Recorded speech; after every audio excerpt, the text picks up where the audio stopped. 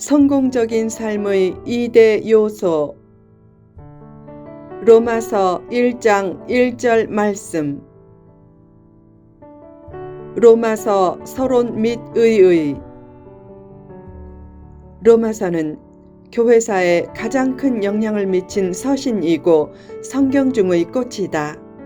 성경을 반지라고 하면 로마서는 반지의 보석과 같다.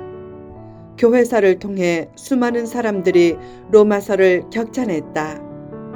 시인 코울리지는 현존하는 가장 심오한 책이라고 했고, 논평가 고댓은 기독교 신앙의 정수라고 했고, 루터는 신약 성경의 중심부라고 했다.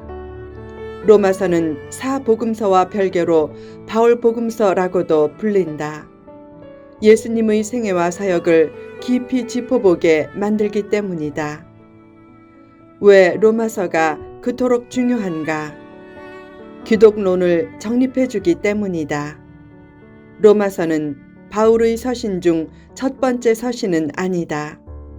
그래도 가장 앞에 배치된 이유는 다른 서신들의 밑받침이 되는 구원에 관한 교리적 근거를 제공하기 때문이다.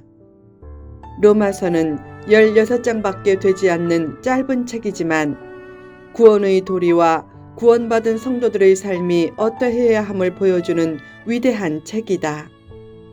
루터는 로마서 1장 17절의 말씀을 통해 오직 믿음으로 란 구호로 종교개혁의 깃발을 높이 들었다.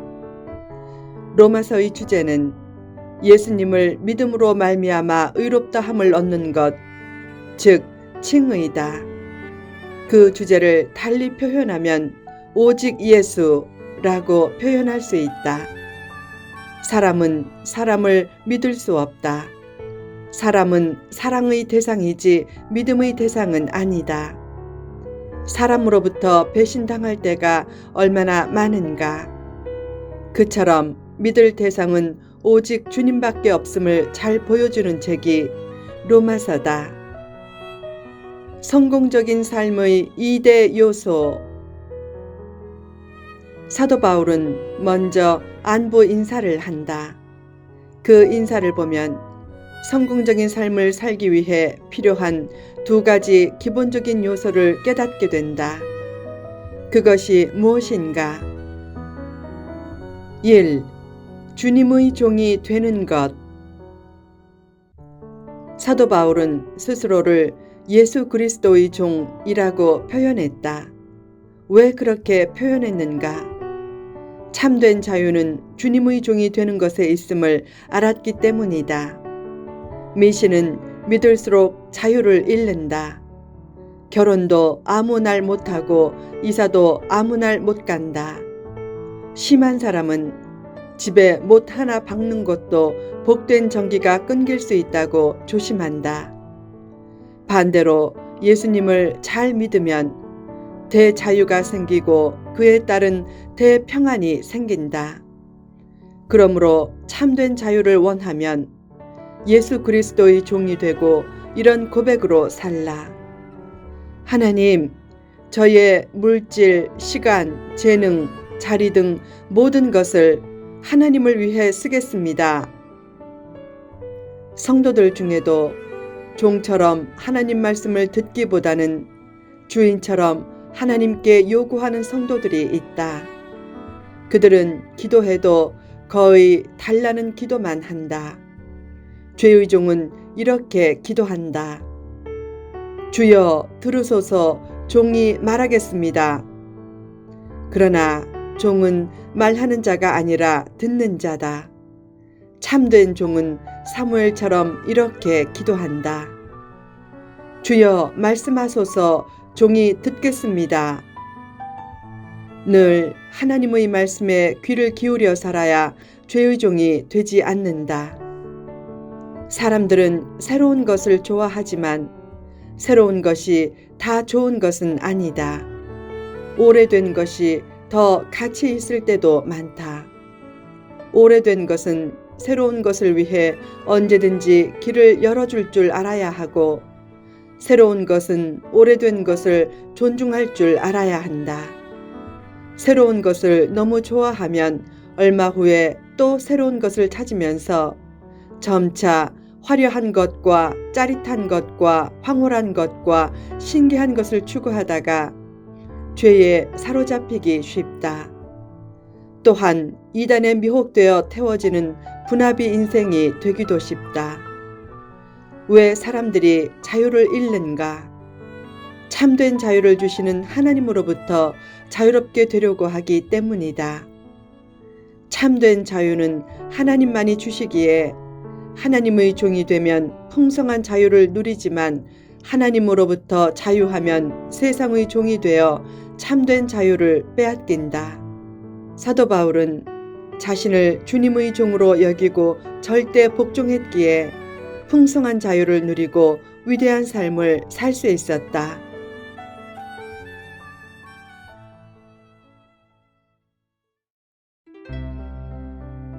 2. 확고한 목표를 가진 것. 사도 바울은 나는 누구인가, 무엇을 위해 사는가에 대한 확고한 목표와 소명이 있었다. 성공적인 삶을 살려면 삶의 목표와 사명이 분명해야 한다.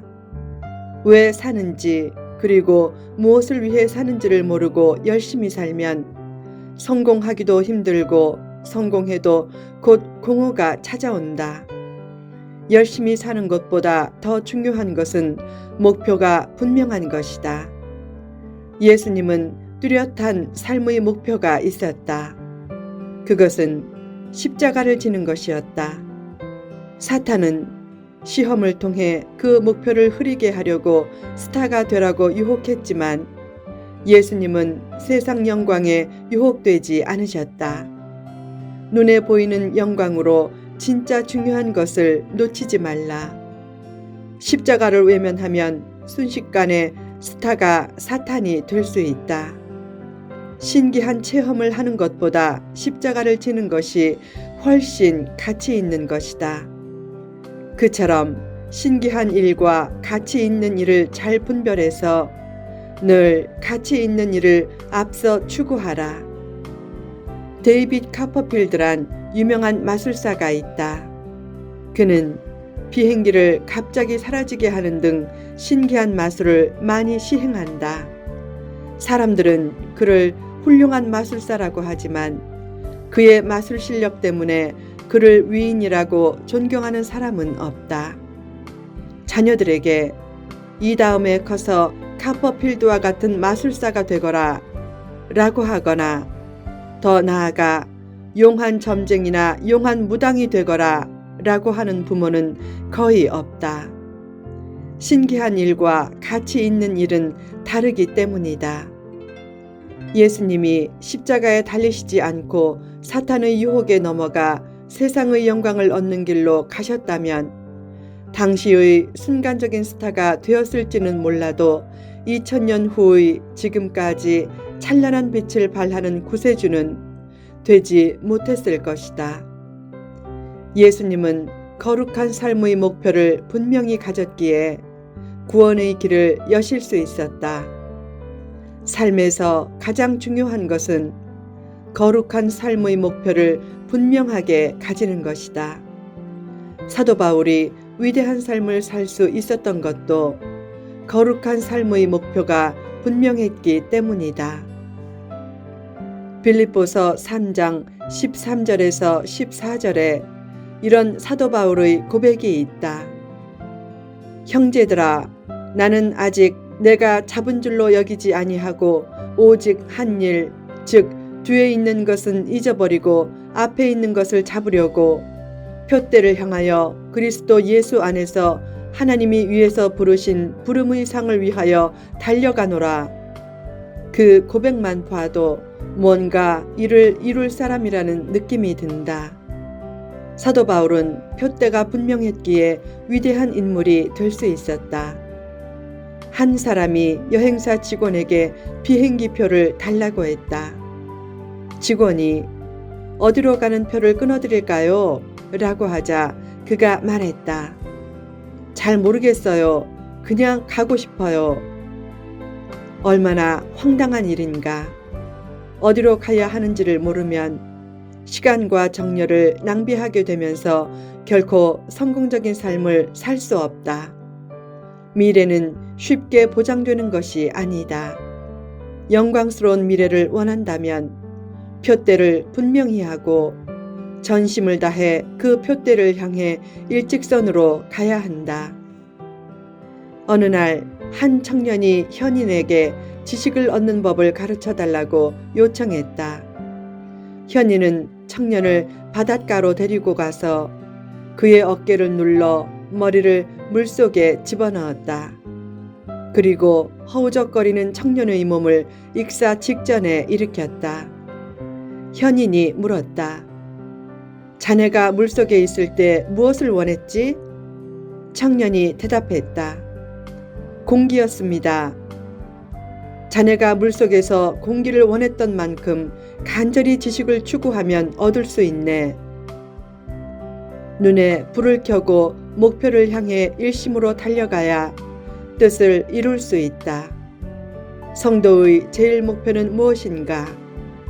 하나님의 뜻을 따라 하나님의 일을 해서 하나님께 영광 돌리는 것이다. 하나님은 각 사람마다 다양한 재능과 복을 주셨다.